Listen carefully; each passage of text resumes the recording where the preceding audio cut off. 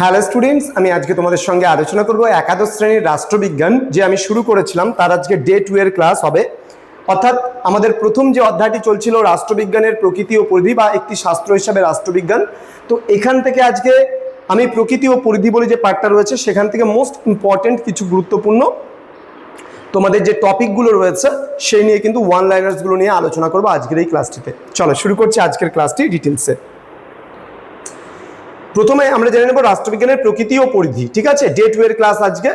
তোমার সংজ্ঞার জটিলতা এবং নামকরণের বিভিন্ন সমস্যা কিন্তু রয়েছে। রাষ্ট্রবিজ্ঞানের সংজ্ঞা নিয়ে বিভিন্ন রাষ্ট্রবিজ্ঞানীরা কিন্তু একমত হতে পারেননি, বা প্রকৃতি এবং পরিধি নিয়েও কিন্তু একমত হতে পারেননি।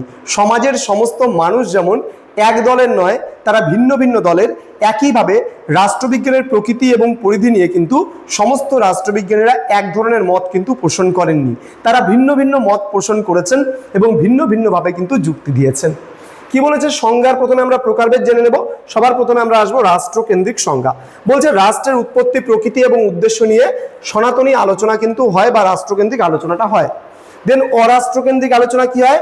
রাজনৈতিক আচরণ, গোষ্ঠীদ্বন্দ্ব এবং ক্ষমতার আধুনিক বিশ্লেষণ নিয়ে কিন্তু এই ধরনের আলোচনা কিন্তু অরাষ্ট্রকেন্দ্রিক আলোচনা হয়ে থাকে। দেন মার্ক্সীয় আলোচনা কি হয়? শ্রেণীদ্বন্দ্ব এবং উৎপাদন ব্যবস্থার প্রেক্ষিতে কিন্তু রাজনীতির ব্যাখ্যা করাই কিন্তু মার্ক্সীয় যে রাষ্ট্রবাদীদের কাজ। ওকে, নেক্সট সনাতন ধারণা বা রাষ্ট্রকেন্দ্রিক সংজ্ঞায় যারা দিয়েছেন তারা কি কি বলেছেন, কে কি সেটা একটু আমরা জেনে নেব। এল ওয়াসবি তিনি কি বলেছেন? রাষ্ট্রবিজ্ঞানের কোনো নির্দিষ্ট সর্বজনগ্রাহ্য সংজ্ঞাই দেওয়া সম্ভব নয়। সর্বজনগ্রাহ্য কি? যে এমন একটা ডেফিনেশন আমি দেবো যে ডেফিনেশনটা সবাই একভাবে মেনে নেবে, সেটা দেওয়াই পসিবল না। দেন বলছে ব্লুমসলি কি বলেছেন? ব্লুমসলি বলছেন রাষ্ট্রবিজ্ঞান হলো রাষ্ট্রের ভিত্তি, মৌলিক অবস্থা, প্রকৃতি এবং বিবর্তন নিয়ে কিন্তু আলোচনাকারী এক শাস্ত্র। এবার গার্নার কি বলেছেন? রাষ্ট্রবিজ্ঞান কেবল রাষ্ট্রকে নিয়ে আলোচনা করে। এটা ভেরি ভেরি ইম্পর্টেন্ট, পরীক্ষায় বহুবার এসছে। রাষ্ট্রবিজ্ঞান কেবল রাষ্ট্রকে নিয়ে আলোচনা করে বা রাষ্ট্রবিজ্ঞান শুধুমাত্র রাষ্ট্রকে নিয়ে আলোচনা করে, কে বলেছেন? তাহলে বলতে হবে অধ্যাপক গার্নার বলেছেন। ভেরি ভেরি ইম্পর্টেন্ট, কিন্তু এই তিনটা ডেফিনেশনই পড়বে। তার মধ্যে সব থেকে বেশি ডেফিনেশন গুরুত্বপূর্ণ হচ্ছে গার্নারের ডেফিনেশনটা। ক্লিয়ার? যেটা রাষ্ট্রকেন্দ্রিক সংজ্ঞায় দেওয়া হয়েছে। ওকে, নেক্সট রাষ্ট্রের প্রকৃতি এবং বিষয়বস্তু নিয়ে আমরা আলোচনা করছি। এখন রাষ্ট্রের প্রকৃতি এবং বিষয়বস্তু সম্পর্কে অধ্যাপক গেটেল কি বলেছেন? রাষ্ট্রবিজ্ঞান হলো রাষ্ট্রের অতীত, বর্তমান ও ভবিষ্যতে রাজনৈতিক ও নীতিসম্মত আলোচনা, নীতিশাস্ত্রসম্মত আলোচনা। রাফেল কি বলেছেন?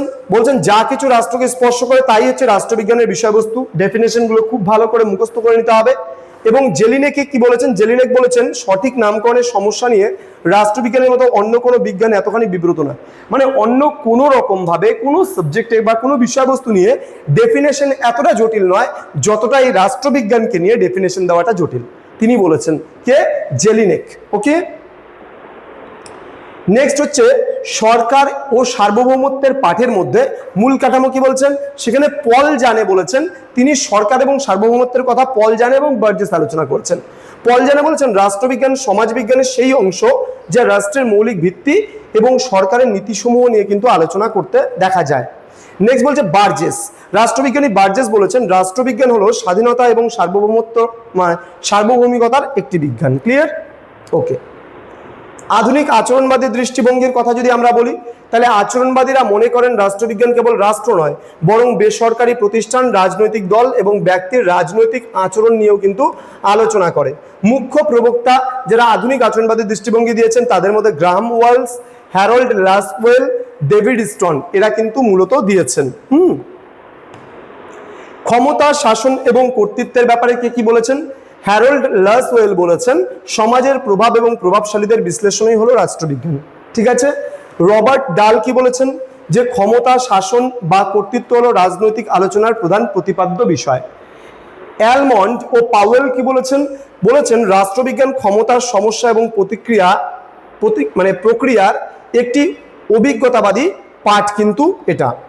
ওকে, নেক্সট মূল্যের কর্তৃত্বমূলক বন্টন, মানে রাষ্ট্রবিজ্ঞান হলো মূল্যের কর্তৃত্বমূলক বন্টন বা বরাদ্দের পাঠ, এটা কিন্তু বলেছেন অ্যালান বল।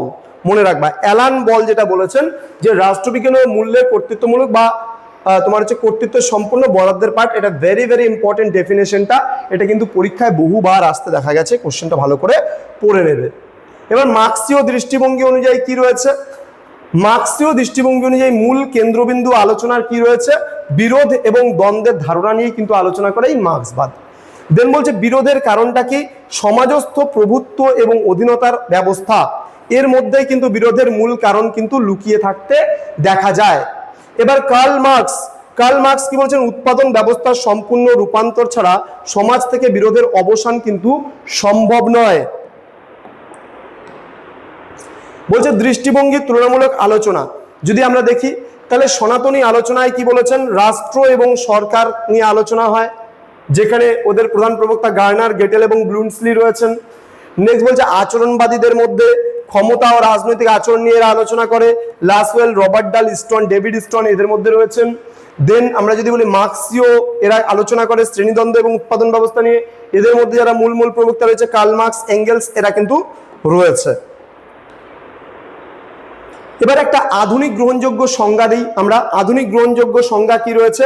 বলছে রাষ্ট্রবিজ্ঞান হলো সমাজবিজ্ঞানের সেই শাখা যা রাষ্ট্রের তত্ত্ব, সংগঠন, শাসন প্রণালী, আন্তর্জাতিক সম্পর্ক, আন্তর্জাতিক আইন এবং বিভিন্ন রাজনৈতিক ব্যবস্থা তুলনামূলক মূল্যায়ন করে বা আলোচনা করে, তাকে আমরা রাষ্ট্রবিজ্ঞান বলছি। তো আশা করছি আজকের ক্লাসটা সম্পর্কে তোমরা অবগত হলে। তোমরা যারা ভাবছো যে অনলাইনে আমাদের কাছে যুক্ত হবে, ক্লাস করবে, তারা অবশ্যই যোগাযোগ করবে। স্ক্রিনে আমাদের দুটো নাম্বার দেওয়া আছে, এই নাম্বারে তোমরা সরাসরি যোগাযোগ করতে পারো। এবং যারা আজকে ফার্স্ট টাইম আমাদের ইউটিউব চ্যানেলে ভিডিওটি দেখছো, তারা অবশ্যই চ্যানেলটিকে সাবস্ক্রাইব করে পাশে থাকা বেল আইকন অল প্রেস করো এবং বন্ধুদের সঙ্গে ভিডিওটি শেয়ার করে দাও। দেখা হচ্ছে খুব তাড়াতাড়ি আরও একটা নতুন ক্লাস নিয়ে তোমাদের সঙ্গে। তোমরা প্রত্যেকেই ভালো থেকো, সুস্থ থেকো। Thank you so much. Thanks for watching after all. Thank you.